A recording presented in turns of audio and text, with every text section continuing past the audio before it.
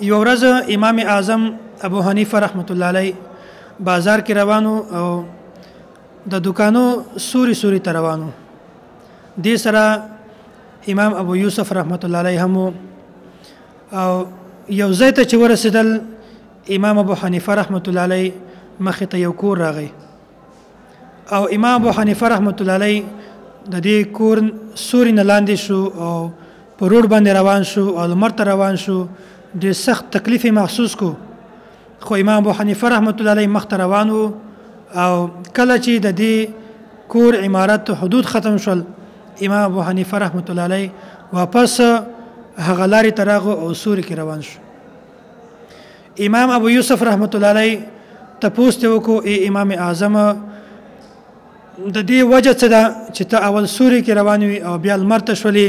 بیا چې کله د دې کور حدود ختم شول او ته بیا سوري ته واپس راغلی. امام اعظم رحمت الله علیه ورته فرمایل وای ای امام ابو یوسف تا ته دا معلومات نشته چې دا یو يهودي دی او دا يهودي دومره زره دیناره ما مقروض دی، په دې باندې ما قرضه ده. او ای امام ابو یوسف تا ته دا معلومات نشته چې اسلام سود حرام کړی دی. وای دغه چې کوم يهودي دی دا زما مقروض دی او زه د دې وجنه په دې لمر کې روان شوم چې د دې د سوري د وجنه مونږ ته راحت حاصلېږي، مونږ ته فایده حاصلېږي. داسې نه چې دا راحت او دا فایده حاصلول دا په سود کې شمارل نشي.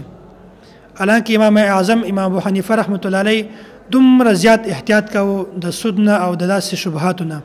امام اعظم امام ابو حنیفه رحمت الله علیه دومره زیات احتیاط کاوه ځان سره چې یو ورځ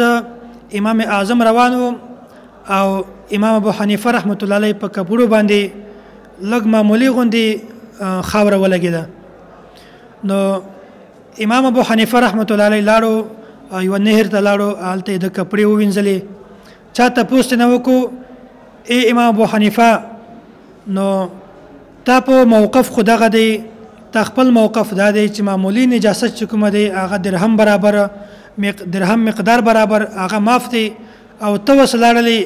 یو نهر ته او کپړې دې ووینځلې. امام ابو حنیفه رحمت الله علیه ورته فرمایل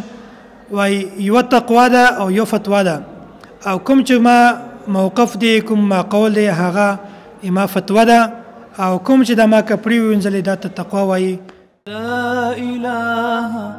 الا الله لا اله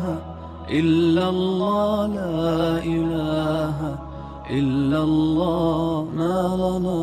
رب سواه لا اله